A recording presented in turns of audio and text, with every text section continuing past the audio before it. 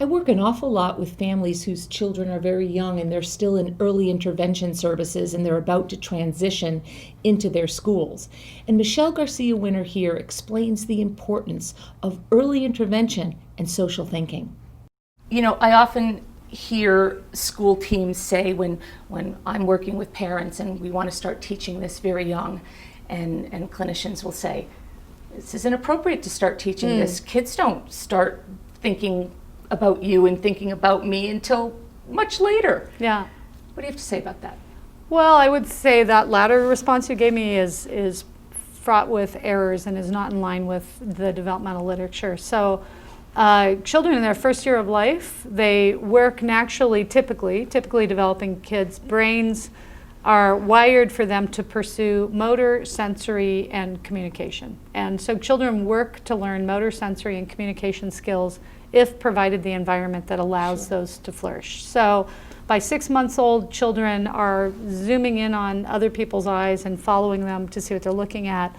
By 12 months old, kids are not only they're not only paying attention to someone's attention, we'll call joint attention, but also someone's intention. By 15 to 18 months old, kids are sorting out that your thoughts are different from my thoughts. Children are actively tuning in to adults for direction, but they're paying attention to children and what children are doing. Now jump up to by 3 years old, children are starting to sit next to other kids and get into parallel play and starting to then slowly get into play engagement in short periods of time. By the end of 4 years old, children are supposed to be doing what we call shared imaginative collaborative play, or we're just starting to write about this in our early curriculum called Thinking the Incredible Flexible You. We're calling this skip-based play, shared collaborative imaginative play, which means children are in a group. They're imagining all being at a grocery store together. Some are shoppers, some are cashiers. They can imagine someone else's role. They can all imagine together. They can call each other by different names. They can imagine that they're adults and they're collaborating. And it's not perfect. There's, it has some challenges, but it is pretty amazing to watch 4 to 5-year-olds play in this really orchestrated play, but they're learning how to think, organize, understand, do the conflict resolution we were talking about. And when kids can, I believe when kids can really imagine other people's experiences and work together collaboratively through play, that is priming them to learn in a group in a classroom where there's one teacher, 20, 30 kids, and now that kid has to sit there and realize it's not just about me. I have to imagine this whole group is learning from this teacher, and now I've got to figure out my own form of collaboration and participation in that group. So I have had people say to me, it's ridiculous that they're diagnosing these kids so young. Like, how could you possibly diagnose a kid before he starts talking? And I'm like, wow, like language is one of the last things children come to. That children are actively observing and self-regulating and forming thoughts around people before they're even communicating actively in a sophisticated way with language. So if you do have someone in school and the child doesn't have language, people say, well, either I think he has apraxia and he's really good socially, he just doesn't have language, or the kid has language, so how could we possibly assess him? And I'm like, for either one of those kids, watch him in a group. Is he showing that he's understanding what's going on? Is he moving out of the way? Is he anticipating things coming towards him? Does he understand from a social perspective how to participate without language? Now go to a high school, middle school, watch kids hang out. Kids hang out all the time without language. They form a group, they stand around, they don't talk, they may be on their iPhones, but their whole relationship is now built around non-language based sharing and collaboration. But now go back developmentally, and that's starting in, it really starts in the womb because the brain is developmentally ready to take this on upon birth. So it's never too young, and I think that's the message of Ami Klin, the Harvard team, all these people who have been doing deep brain research on the power of how much kids are attending to socially from birth, that we can't start young enough. The younger we get these kids in to see what their brains are paying attention to, social versus object, the younger we can get them in and start working with that brain while it's still just forming to get them paying more attention to social cues. Well, that's probably too long of an answer to give in an IEP team, but it's a great answer. Yeah, I'm never known No, for yeah. short answers. That's okay. I'm not good at that. So is there a step-by-step process to sort of get this process started, whether you're the parent or the clinician? How do you start it off? That's a good question. So we've really been looking at that, and I'm working with 3 other clinicians, Carrie Palmer, Ryan Hendricks, and Nancy Tarshish, and we have last year we came out with volume 1 of the Incredible Flexible You. Now this is only for kids who have language Right. at 3-4 years old, and we've started to break down what are some of the key concepts to teach kids around being aware they're in a group, understanding people have thoughts and feelings, thinking with their eyes to understand what's going on, being able to keep your body in the group. But I would have to say that's not even, if you're working with a kid who's absolutely not relating at all and doesn't have language, we're going to start way before that. And the research is so strong. You're going to start on joint attention, which is what we were just kind of mentioning, where you've got to pay attention to what's going on around you and what people want from you. And so we do all this kind of game playing. Another critical first step with little ones is imitation, but not necessarily little ones, because I got some kids in school, they don't imitate anybody, they're not watching, they're not paying attention. Their brains just don't make it easy for them. It's not that they're choosing not to, Right. They just don't know how. So if you're talking about really, really, really early, it's how do we get you to look at someone else and respond to someone's cues. Now, how do we get you to actually initiate what you want? Because our kids, little kids, big kids get really frustrated when they can't communicate what they want.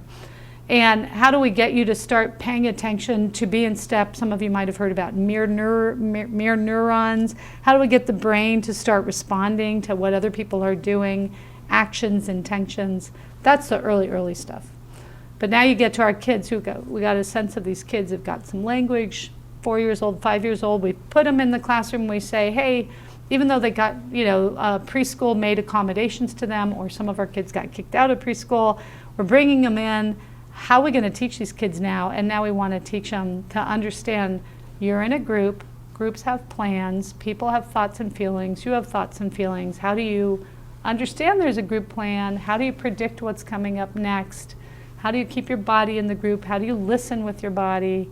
And then our second volume, which we'll be putting out this fall, which we're currently finishing up writing, there's storybooks, there's music that go with all of this, and then we figure out flexible thinking and making smart guesses and what size problem do you have.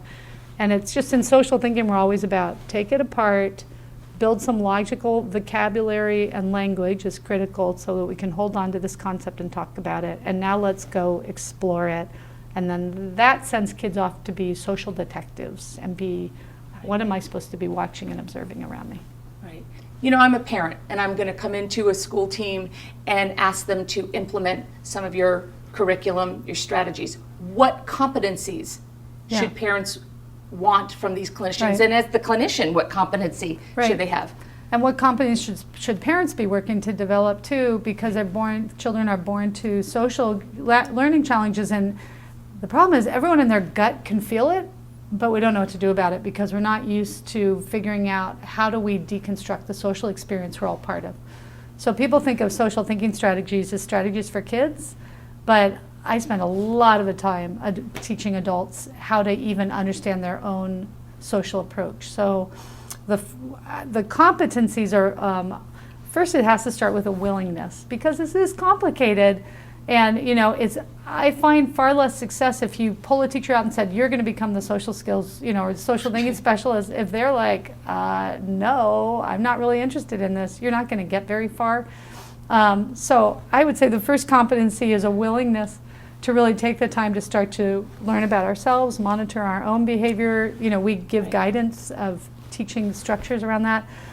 And then when it gets into actually teaching it, it's a tricky question since there's no field that's actually mandated to teach it. I do think when you get to the higher level kids, the ones who are more nuanced, it's really nice when you have a mental health or a speech and language background, because you either need to really be able to break down sophisticated language, and not all speech pathologists or counselors are trained in this, but the other side of it is so many of our kids have mental health problems that it's nice to have a counselor on the team who can help sort through the depression and anxiety and give strategies around that. And I understand that you have a teaching team. That is this something that clinicians can avail themselves as, this teaching team that goes around the country? We have the social thinking training and speaking collaborative, and everybody on the team, it's mandatory that they're actually a clinician and that they're working with kids, because I keep learning working with folks, not just kids, adults too. I work with folks, and I think that you have to be constantly challenged to be at the level of teaching teachers, to be the mentor teacher. And so our folks, there's 10 women and one guy who specializes Brent Page specializes in the visually impaired, because there's a real high incidence between social learning challenges and visual impairment as well.